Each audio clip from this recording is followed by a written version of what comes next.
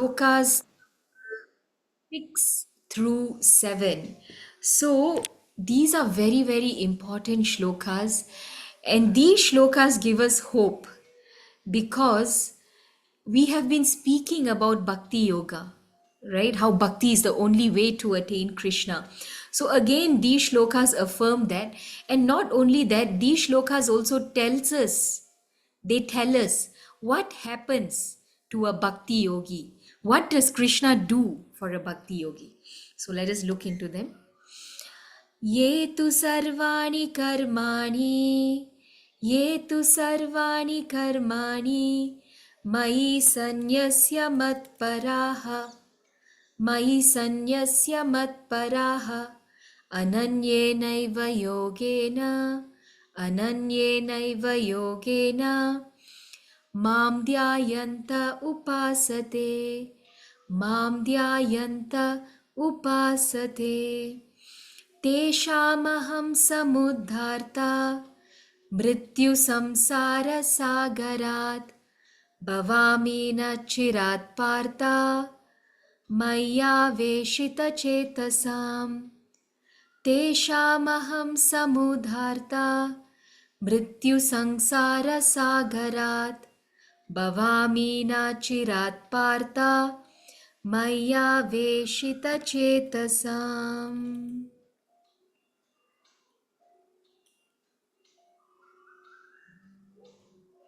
Yeah. Na chirat, not after a long time. So the translation by Srila Prabhupada.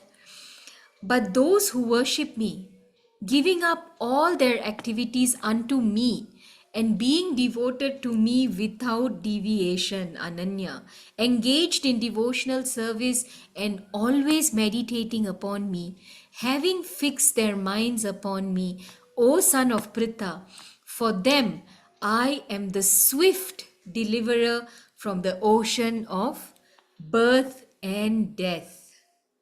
Okay, Mrityu Sangsara Sagarat, the ocean of birth and death. Bhavami, I become. Na Chirat, not after a long time. Not after a long time means what? Immediately. Na Chirat, immediately. I am the swift deliverer, Krishna says. So, dear devotees, this shloka actually gives us a lot of hope. Because Krishna is very nicely telling us in these shlokas that he will be a quick deliverer for his devotees. So it tells us how bhakti yoga, this process of devotional service, is the topmost, easiest process. And very quickly, by performing bhakti yoga, a person can go back home, back to Godhead. Okay, so let's take a look at some important points that Srila Prabhupada says in the purport. Okay, we can read it together. So, one paragraph goes like this. It is explicitly stated here that the devotees are very fortunate to be delivered very soon from material existence by the Lord. In pure devotional service, one comes to the realization that God is great and that the individual soul is subordinate to him. His duty is to render service to the Lord. And if he does not, then he will render service to Maya. So our constitutional position is to serve. So if we are not serving the Lord, then we're serving Maya. Right? So what is devotional service? Okay, to understand who we are, who is Krishna, and what our relationship with Krishna is. Okay, and then to act upon that knowledge, that is devotional service. So who are we? We are parts and parcels of Krishna. Krishna is that Supreme Personality of Godhead. And what is our relationship with Krishna? Jiver Swarupa Hoy Krishner Nitya Das. We are servants of Krishna, eternal servants of Krishna. There will never be a time when we will merge into Krishna and become him. No. We are eternal servants of Krishna and we can eternally enjoy that loving exchange with Krishna. That's the special thing here. Okay, so what is a servant supposed to do if we are servants of Krishna? A servant is supposed to serve, right? So that's what we are supposed to do as living entities. And when we render service to Krishna, we attract Krishna's mercy. And what does Krishna do? Krishna swiftly delivers this person, the servitor, from the ocean of birth and death. Swift is our keyword for today. Okay, if we render devotional service to Krishna, Krishna will very swiftly deliver us. Okay, so we can understand through this shloka and through the many shlokas that we have been reading that we can get closer to Krishna only through devotional service. There is nothing else which can help us get closer to Krishna. Okay, so when we understand this, what should we do? We should be fully devoted to Krishna. We should fix our mind upon Krishna. We should have one pointed focus to Krishna, towards Krishna, right? So if we want Him to swiftly deliver us, then we should have one pointed focus towards Him. Okay? Srila Prabhupada also writes in the purport, it does not matter in what kind of work one engages, but that work should be done only for Krishna. This is the standard of devotional service. So again, do we stop working? No.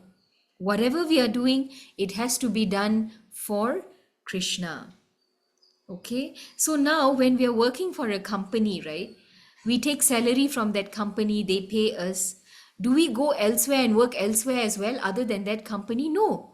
We work only for that company and we take salary from that company. They are paying us a salary, they are taking care of us. So we work only for them. Our loyalty is with them. Similarly, we are also servants of Krishna. And if Krishna is taking care of us, then whom should we serve? We should serve Krishna. There is no need to have different types of worship here.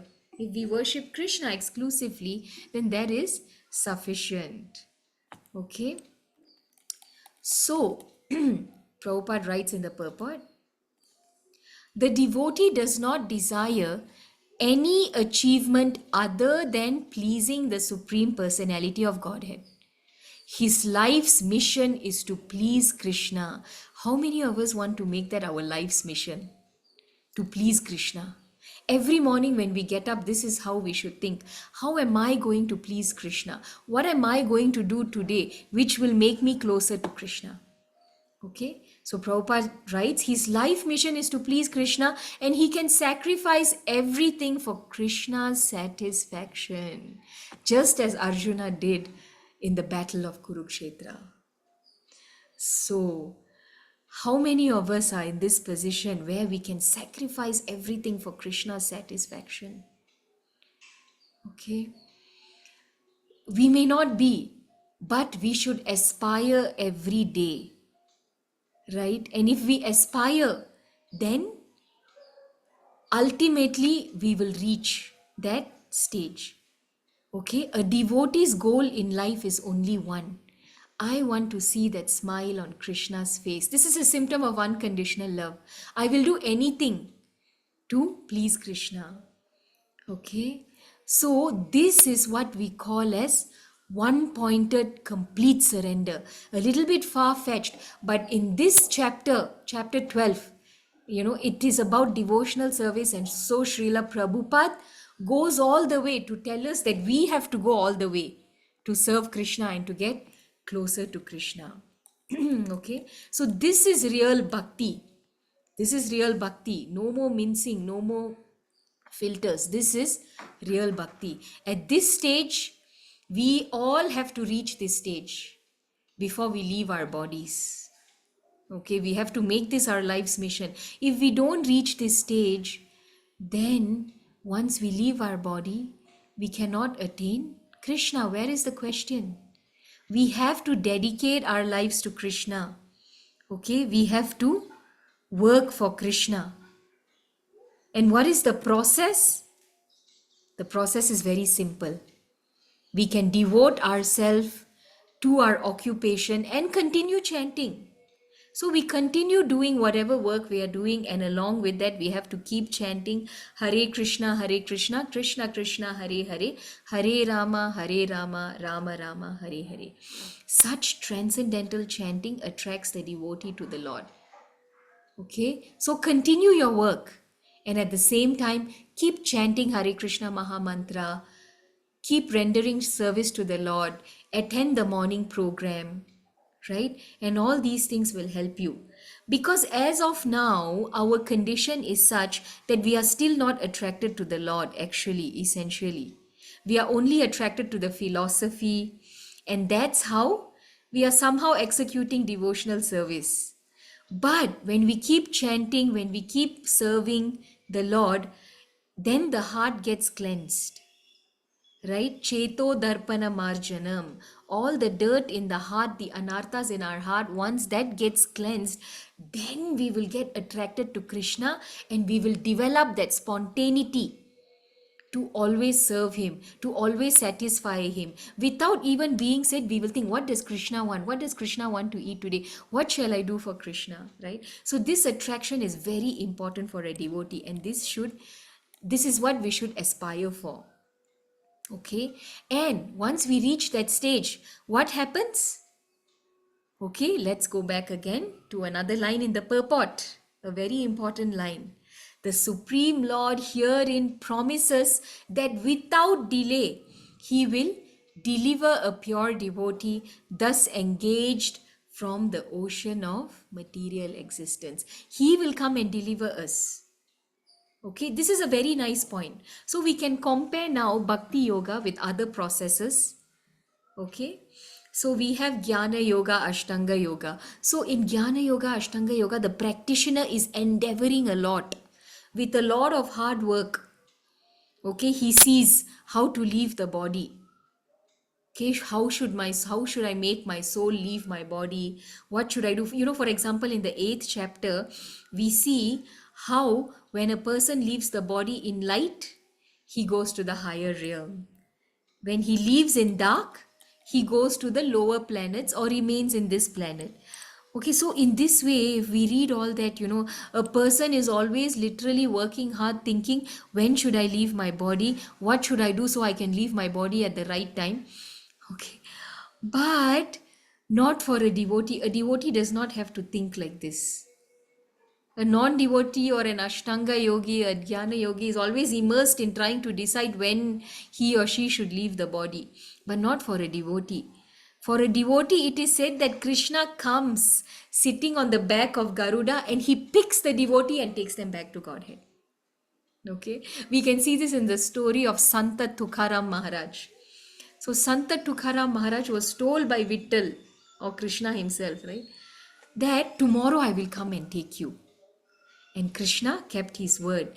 Santa Tukaram, he comes, looking forward to the Lord coming. He comes with his entire Kirtan team. They're doing Kirtan. He's chanting. And then he sees Garuda coming from far. He becomes ecstatic. Okay? And then on Krishna sitting on the back of Garuda comes and picks him up and places him on Garuda and very nicely takes him back to Godhead. This is the glory of devotional service. So, dear devotees, we are stuck in this vast ocean. Samudra. We are stuck in this vast ocean of birth and death, and we are drowning in that ocean. The Ashtanga yogis, Jnana yogis, we all stuck together, okay? They think that they can swim across the ocean and reach through their own endeavor, right? Through their own calculations, endeavor, yogic processes. They are thinking that. But just think of this, being stuck in the middle of this big vast ocean, and we are the greatest swimmers, but we are in the middle of the ocean is so far vast, you look left, right, forward, backward, all you see is only water. You are swimming and swimming and swimming, but it seems like there's no end. We don't know how long it's going to take. So how do we swim and cross? We will die while swimming itself, right? But what is the method of getting saved from this ocean of birth and death, continuous ocean of birth and death? The method of getting saved is, if a rescue helicopter comes and picks us up and takes us, that is really the best way. So that rescue helicopter is Krishna coming on the back of Garuda. And then he just picks up the devotee who is in the middle of the ocean, putting his hands up and chanting Hare Krishna Maha Mantra, Krishna will look from above and see, and immediately once that he sees who is pointing their hands up to him and chanting the Hare Krishna Maha Mantra, Krishna will just come and pull their hand and take them home back to Godhead. So in Bhakti Yoga, the best thing is Krishna will personally come and take us. We don't have to think, shall I live in the light? Shall I live in the dark? Which muhurta? It doesn't matter. How should my soul escape my body? We don't have to even think of all that. Because even if the time is not proper, whenever the Lord comes, all astrological signs will realign themselves for the time to appear good. Whenever Krishna appears, that time, that place is very good and auspicious. Okay, so the bhakti yogi is always carefree like a child. That is what Srila Prabhupada says in the purport. I am just summarizing. A child, what does a child do? Does a child go, a toddler, a 1 year old, does he go and try to make his own milk and search for his own food? A 1.5 year old child? No, right? It is just completely dependent on its parents, and the parents will take care. So similarly, a bhakti yogi just depends on Krishna like a small child, and Krishna takes care. We do our duty, of course, and we depend on Krishna. So the responsibility of a devotee, what is our duty? We cultivate devotion and we serve Krishna, and we chant the Hare Krishna Maha Mantra. Okay, we go through various difficulties, but we should have full faith in Krishna's promise. Whatever difficulties we go through, let us have that faith that Krishna will personally come and take me if I render unmotivated, uninterrupted, exclusive devotional service unto him. This faith we should have. A pure devotee always has it.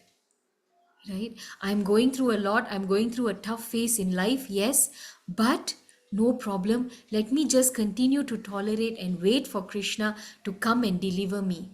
This is the mood of a devotee.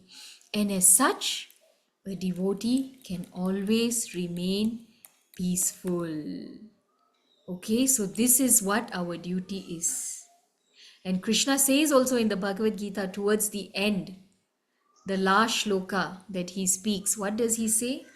Almost the last. Sarva dharman parityajya. Srila Prabhupada quotes this verse as well in this purport. How should we serve Krishna? Sarva dharman parityajya mam ekam sharanam vraja aham tvam sarva papebhyo moksha yasya mima shuchaha. Okay, we should give up all processes of self-realization and simply execute devotional service in Krishna consciousness. And then we can reach the highest perfection of life. Okay, we don't have to consider what sins we did in our previous life and try to remember and do different things to atone for those sins. No, just surrender to Krishna. He will remove all that. He says, don't fear. I will remove all those past sinful reactions if you exclusively surrender unto me and serve me. Okay, so we should all take shelter of the supreme personality of Godhead, Sri Krishna. This is the highest perfection of life, Srila Prabhupada writes. Okay, so now today we know, we are clear what we should do. We should simply render devotional service to Krishna, and Krishna becomes our swift deliverer from this ocean of birth and death. Okay, everything else will be taken care of by Krishna. So thank you all very much, dear devotees. And I hope we can meditate on this today. It's a bit of an intense subject matter, but this is the stage we should aspire to become. Right? So thank you all very, very much. Let us meditate on this process today. Let us Hare think Krishna, Krishna Krishna, Hare Ram, Hare Ram, Ram Ram, Hare Hare. when Krishna will come and pick us up from this ocean of birth and death. So thank you all very much. Hare Krishna, Krishna Krishna, Hare Hare. Hare Ram, Ram Ram, Hare Hare, Hare Krishna, Hare Krishna.